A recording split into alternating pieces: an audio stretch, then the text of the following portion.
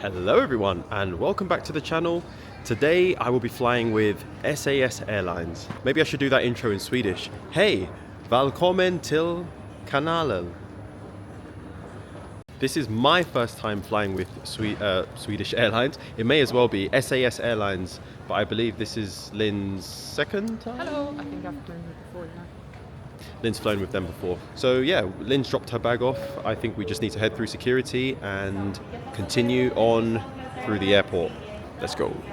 In today's video, Lynn and I will be flying from Stockholm Arlanda Airport back to London Heathrow after a very nice week in Sweden. Now, SAS claim to be the most punctual airline, and not just in Europe but across the world, and later on in the video I will absolutely be putting that claim to the test.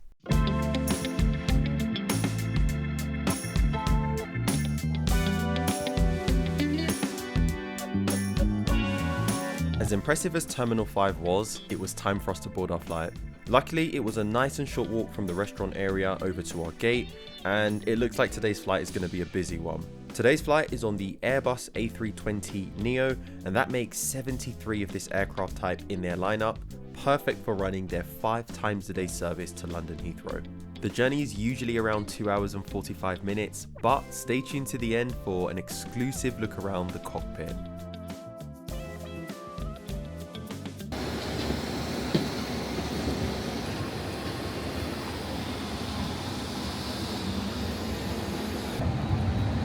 Hey there.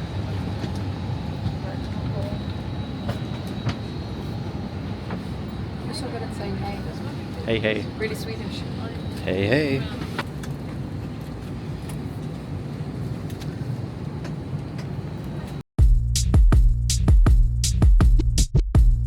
So we found our seat, 30F. We're right at the back of the plane.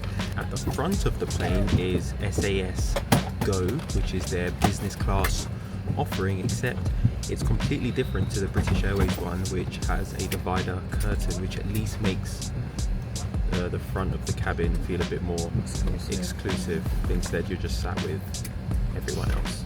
So a few days before flying, I received an email from SAS asking, would you like to upgrade into business, or SAS Plus as they labeled it, and I instantly thought, ooh, this sounds good. So I ended up submitting a €60 per passenger bid, so 120 euros in total, and then I quickly realized that I was paying for lounge access. That was basically it. I think they would offer you some tea and coffee, maybe some light snacks on the plane, but you're really just paying for the lounge access, and I could have got all of that in the airport for less than a quarter of the price, so we ended up going with the airport food.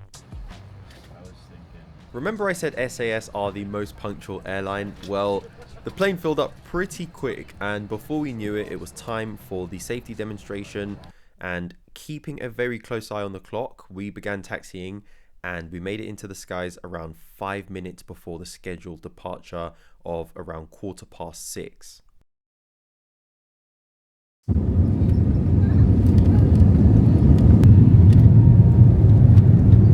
Deals. So it's like Little cheese toasty. 77. Would like some pizza things. Not too bad. It's the usual in-flight menu today, no surprises here, and the pricing seems to be on par with the likes of BA and Ryanair. Despite repeating to myself, I will not buy a can of overpriced beer. It tasted nice at least. And it wasn't long afterwards they took orders for tea, coffee, water, and the flight attendant seemed very friendly. The toilet is your standard A320 toilet, but you know, maybe it'd be nice to see some hand moisturizers, maybe some Swedish creams, whatever's out there. But heading back to my seat, I found this was no different to what you'd find on many other European carriers. In terms of comfort, I'd say it was on par with the likes of Lufthansa or British Airways, and it's also pretty nice to see a USB socket too. We begin making our descent into London, and you get to take in some really amazing views across the city, and luckily the weather wasn't too bad. Overall, I'd give my first flying experience with SAS a solid 7 out of 10. SAS clearly take a big pride in their brand image. The flight attendants did a great job with, most importantly, a smile on their faces. And as I've mentioned several times already, their punctuality definitely doesn't go unnoticed. They don't allow it to go unnoticed. I would have to take away some points due to the upselling of the business class. I felt there was just slightly a bit of a disconnect with how they were marketing it. In reality, it's an economy seat at the front of the plane.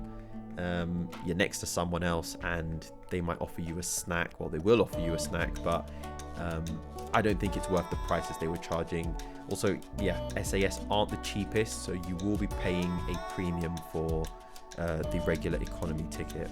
Before I end this video, I have to show you the picture of the Concorde I took. How cool is that? I've never seen one in real life, so I was actually quite amazed. And last but not least, as promised, here is my cockpit tour.